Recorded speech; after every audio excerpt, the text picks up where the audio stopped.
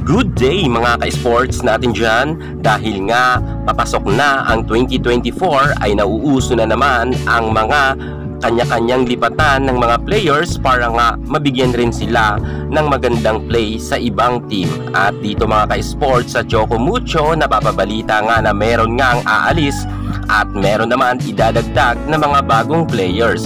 Pero alam nyo ba mga ka-sports, ang dami ng mga nawala sa Choco Mucho at 11 na nga ang natala natin sa listahan at mukhang madadagdagan pa ito. Atin ngayon mga ka-sports sisilipin kung sino-sino ang mga volleyball player na umalis nga sa UB team at aalamin natin ang top 11 nga, kaya panoorin nyo hanggang sa dulo ang ating vlog na ito para makilala ninyo sila. Pero bago ang lahat, kung bago ka muna sa aking YouTube channel at ngayon ka pa na napadpad, huwag kalimutan mag-subscribe. I-click ang ating notification bell para lagi kang updated sa lahat ng issue sa volleyball. Susunod na.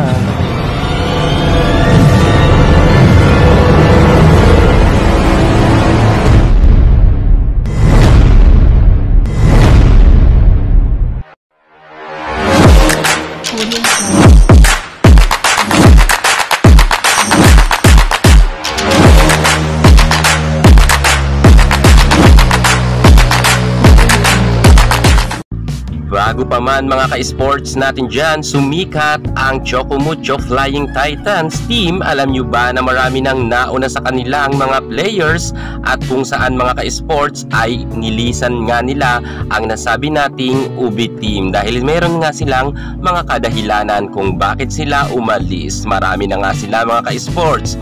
Narito na nga mga ka-sports ang ating top 11 na mga umalis nga na volleyball player dito sa Choco Mucho. Unahin na natin dyan ang magaling na setter na si Mary Grace Masangkay o mas kilala nga sa AC Masangkay. Si Masangkay mga ka-sports natin dyan ay ipinanganak nga noong January 12, 1991. At wala pa nga noong Boss Dina Wong ay nauna na nga itong si AZ Masangkay kung saan nga 2019 hanggang 2020 ay nanatili nga siya sa Choco Mucho bago niya ito nilisan. Gayunpaman mga ka-sports natin dyan, isa rin sa masasabi natin na original nga itong si Masangkay na player ng Choco Mucho.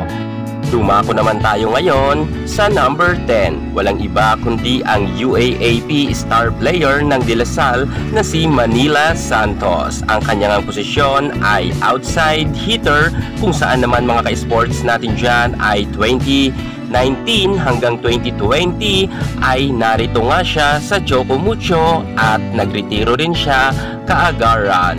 Dumako naman tayo ngayon sa number 9. Walang iba kundi ang napakagaling ren na outside spiker at syempre libero na rin siya sa ngayon. Walang iba kundi si Bang Pineda.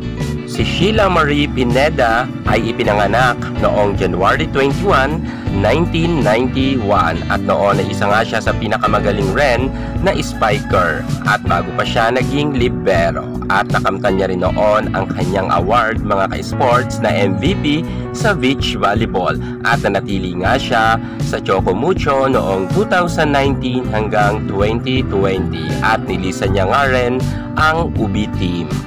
Atin naman puntahan ang nasa number 8. Walang iba kundi ang magaling ren mag-serve na si Kim Gikiliana.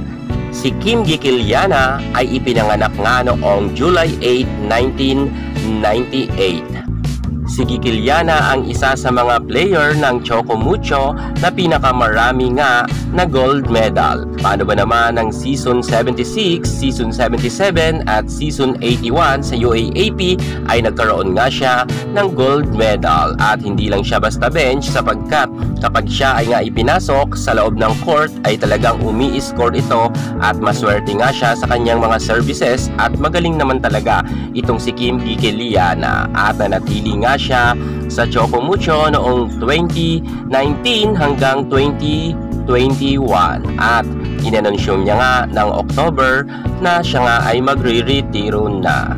Sa ngayon ay tahimik na nga itong si Gikiliana sa kanyang bagong career. Dumako naman tayo ngayon sa number 7. Walang iba kundi ang magaling rin na middle blocker na si Shannon Falek. Si Falek naman ay pinanganak noon August 29, 1996 at nanatili naman siya mga ka-sport sa Choco Mucho noong 2019 hanggang 2022 at nagdesisyon na nga rin siyang iwan niya ang Choco Mucho at huli natin siyang napanood sa Jerflor Defenders. Sa ngayon mga ka-sports ay active pa rin itong si Shannon Falek. Dumako naman tayo ngayon mga ka-sports sa number 6. Walang iba kundi ang may award rin na Best Digger ng kanyang collegiate time. Walang iba kundi itong si Dancel Dusaran. As a libero ay effective naman siya noon at nakikita naman natin na naglalaro nga siya sa Choco Mucho ay talagang matindi rin ang kanyang ipinapakitang floor defense. Ipinanganak nga itong si Dancel Dusaran noong August 20, 1992 at nanatili naman siya sa Choco Mucho noong 2019 hanggang 2022 at halos sabayan na nga silang nagsialisan dyan nila Shannon Falek. At ngayon mga ka-sports, dumako naman tayo sa number 5. Walang iba kundi ang magaling rin na setter na si Jamie Isabel La Vittoria. Ipinanganak naman siya noong October 25, 1994. At isa rin siya sa mga magaling na setter noon ng Choco Mucho.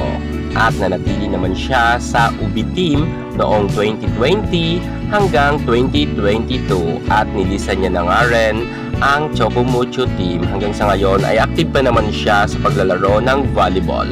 Dumako naman tayo ngayon sa rank number 4. Walang iba kundi si Mary Jane Dayan Tikar. Ang kanya naman posisyon ay setter. Ipinanganak naman siya noong December 14, 1992 at nanatili naman siya sa Choco Mucho noong 2019 hanggang 2020. Dumako naman tayo sa number 3. Walang iba kundi si Ariana Angustia. Ang kanya naman posisyon ay middle blocker. Ipinanganak naman itong si Ariana noong April 28, 1992 at nanatili naman siya sa Choco Mucho noong 2019 hanggang 2021. Dumako naman tayo ngayon sa number 2. Walang iba kundi ang magaling rin na outside hitter na si Nicole Ibuen. Si Ibuen naman mga ka-sports ay nanatili sa Choco Mucho noong 2021 hanggang 2022. Magaling na spiker yan si Nicole Ibuen sapagkat meron niya na itala na MVP award ng panahon niya sa collegiate nang nasa NCAA siya. Dumako naman tayo ngayon mga ka-sports sa number 1. Walang iba kundi ang magaling rin at sikat na si Pauline Marie Monique Mandanas Gaston o mas kilala nga sa Ponggay Gaston. August 27, 1997 naman ang kanyang birthday. At narito nga mga ka-sports, nanatili naman siya sa Choco Mucho noong 2020 hanggang 2022. Sa ngayon ay very active pa rin itong si Pauline Gaston sapagkat nasa Cherry Tigo siya at bumalik na nga ang kanyang dating posisyon na middle blocker. Yan talaga mga ka-sports ang talagang kauna-unahan na posisyon nga ni Ponggay Gaston, ang middle blocker. Bago pa siya naging outside spiker at naging opposite spiker ay dati na po siyang best middle blocker ng UAAP Season 76-77 sa Juniors Division ay nakamit niya na yan, 2 award na yan magkasunod. Best middle blocker yan, kung kaya hindi basta-basta talagang middle blocker itong si Gaston. Kitang-kita naman natin na nang nasa posisyon na siya, nakabalik siya sa dati niyang posisyon dito sa pagiging middle blocker ay very effective talaga at napapaswag na nga siya.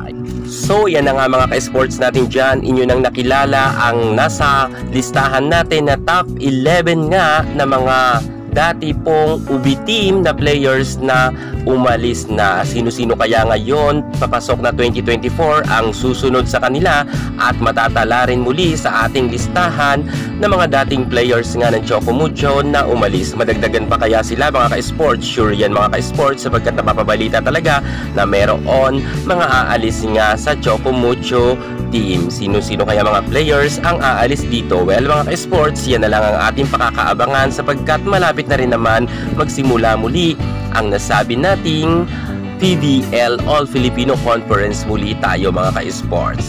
Kaya't kung ayaw nyong mahuli pagdating nga sa mga latest at issue nga pagdating sa sports, tumutok na kayo sa aking YouTube channel at madalas ko kayong i-update. Yan muna ang pinaka-latest natin sa mundo ng volleyball at para hindi ka mahuli sa lahat ng issue pagdating sa larangan sa volleyball, subscribe na. Thank you so much. God bless!